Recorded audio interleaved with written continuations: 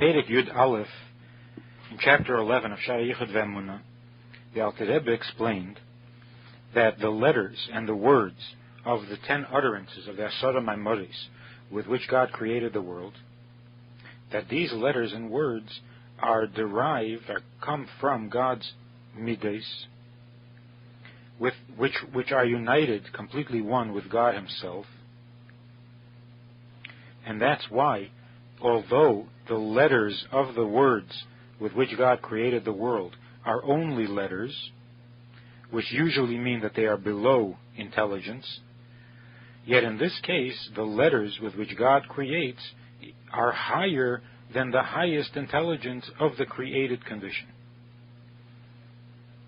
And that's why from the word, let us make man, from those words and those letters, the human being with his intelligence, with his seichel, were created. And therefore, they are letters compared to God's attributes, but compared to our intelligence even, they are much higher than letters. And that there are only 22 such letters, because there are only 22, not more and not less, there are only 22 channels through which the creative energy, the creative force comes. Which also shows the insignificance of the world and its bittul to the Eibishter. Because all of it was created merely from 22 letters.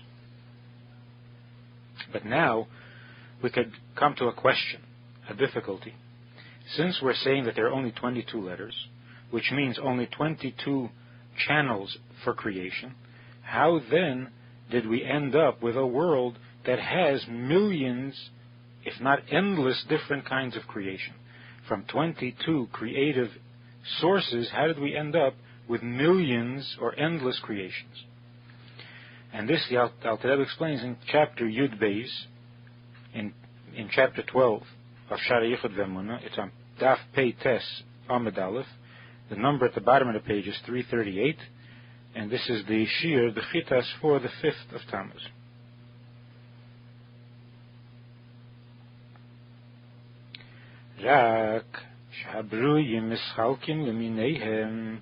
But the created beings are divided and different from each other, bichlolus, on a general level, which means in terms of species. The world of the human, and the world of the animal, and the world of the vegetable, and so on. So there are the general differences that separate between the general categories of creation, ubeprotus, and also within each species there are so many different types. So the differences are both in general and in specifics. How do these differences come about? Al yedei shinui hatzirufim, through the various arrangements and combinations of letters. So from the original words, we have rearrangements of those letters that spell out different words, and from that there are also they too are channels for creation. The chilufim utmureis kanal. And in addition to the rearrangement of letters, there is also the substitution of letters and the use of gematria, as he said before. And in each of these ways, each of them becomes a channel for creation. How so? Ki kol eis hi hamshachas chayis v'keach miyuchad prati.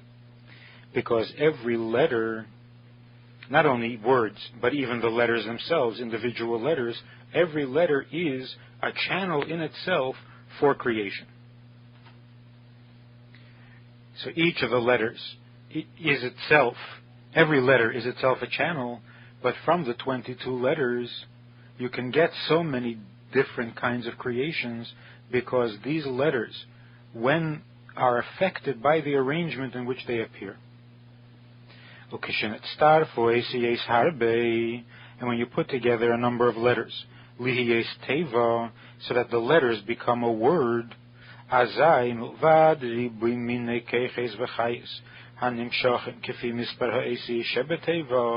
in addition to the various types of energy and the various types of life that comes through the individual letters contained in the word, ha'ela al kulana, but there is something more and something greater, and that is hamshochas kayach elyon v'chayis klolis, a general energy, a general life, hakeleles ushkula keneged kol mini hakeches v'hachayis pratiyes, which is equal and greater than the sum total of the individual energies represented by the letters. Ve'ela al gabehem, and this general energy is greater and encompasses all of them. It's greater than the sum total of its parts. So that even though you have only 22 letters, but these 22 letters will create various things, different things, depending on their arrangement. So if you rearrange the letters, although each letter represents a specific kind of energy, and therefore you would think that you could have only 22 specific kinds of creations, but since the arrangement of the letters, when they are contained in a word, they become bottled to the word, and the word itself introduces a new energy, and thereby creates a new creature. How is it that each individual letter represents an individual and specific kind of energy and life, and yet when they're put together in an arrangement of a word, they submit to this higher energy, they become part of a higher thing? What brings them together? What joins them and makes it possible that they should be linked up so that they create a word, spell out a word? It is this greater energy that transcends the sum total of its parts. That's what brings them together and joins them. To give energy and life to the world that is created, that creation that comes from this word gets energy both from the general and individual parts of the word, from the word itself and from the letters and details of the word. In the note, the Rebbe says, and since each letter of the 22 letters of Torah is an expression of a specific life energy, an individual kind of creative power, which will not come through any other letter. Therefore, even when you write the letters, when you write them down, each letter has its own physical shape and form.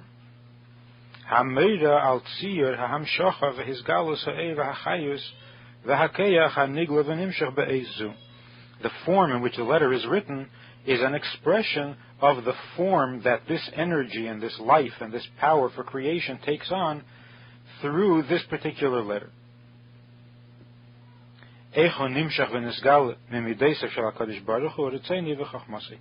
How that particular energy forms, takes shape, and is expressed into creation from God's attributes, from His will, from His wisdom. Because every wisdom and every will can be expressed in so many different ways, and each way in which we express it, it gives it a new slant and a new meaning, a new emphasis. So the same is true also in the writing of the letters, that they each have their own form because they represent the unique and individual form of energy that creates the various individual and distinct parts of creation. Back to the text.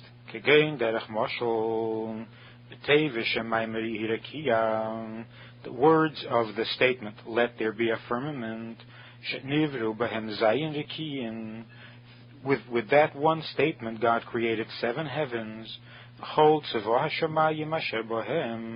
and all the hosts of heaven which is in them, in these heavens, firmaments, that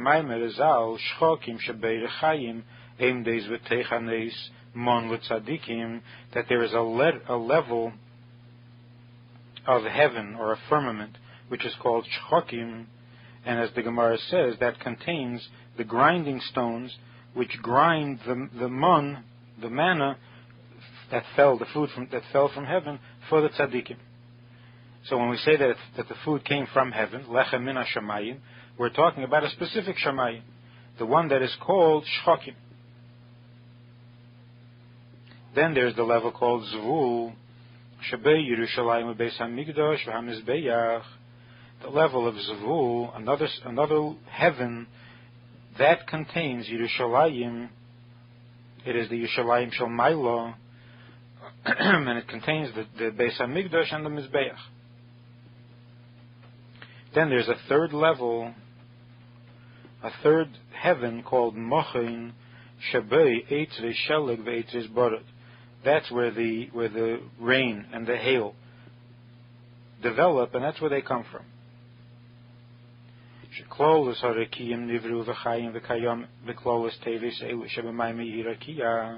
So generally, all heavens are common, are the same, in that they are all created and they get their life and their existence from the words Yehirakia, from the same common statement, and the individual, distinct creatures that exist in these seven heavens, Nivra kol prat mehem, each individual part of them. In other words, those things that are unique to the individual heavens. As he said before, that in Shchokim there's the mon comes from there, and in Mochen there's the rain and the hail, and from Zvul there's the Beis Hamikdash. So these distinct individual things that separate and make one heaven different from another, those things come v'chai v'kayim, they exist and they live me'ezet tziruf ACS miteves elu, from some rearrangement of these same letters that spell the words Yehi Rakia. Or if it's a lower level creation, then it comes not from a rearrangement of the letters, when you have the same letters only rearranged, but rather the lower creature comes from substitution of the letters, where here you don't have the original letter anymore. You have the substitution letters. And this is determined by the level of the individual creation.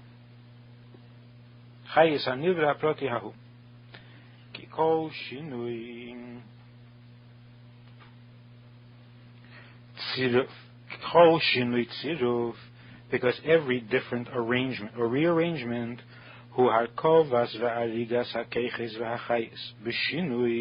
that means that there's a rearrangement, not only of the letters, but also of the various energy channels. And then the letter that is first in that arrangement, in other words, the first letter of each word, of each construct, that letter becomes the dominant one. In other words, the kind of energy or the kind of creative power that letter represents, that becomes the dominant energy for the entire word. V'hashar, and the other letters are tfeiles eleho v'nechloles be'eira. The other letters become secondary and become contained and absorbed in the first letter, which explains why Rosh Tevis are so significant. The first letter of a word is very significant. And it's through this influence of the first letter, the dominance that the first letter has, in that it affects all the other letters, that's how we get different creations from the same words, from the same letters. And in the same way, when we substitute letters, replace one letter with another, through this, nivrois bries chadoshes, pchusei hamaylo be'erech hanivroim me'eisies atzman. Through the substitution of letters, we also create new creations, new creatures, only this time they are on a lower level compared to those things created from the original letters themselves. And thereby, through the 22 letters, we get many millions of creations through either rearrangement of letters or substitution letters. The Hayom Yom for today, for the 5th day of Tammuz, the Rebbe writes that one of the Alter Rebbe's Chassidim, who was a great Chassid and very close to the Rebbe, was in Yechidus, and the Rebbe asked him how he's doing financially. And the Chassid complained that his financial situation was very, very bad. And the Rebbe responded, he said that you are needed, God needs you to illuminate your environment, to illuminate the world with Torah and Avodah. Parnasa is what you need from God, and God must provide it. So you do what you must do, and God will do what He has to do.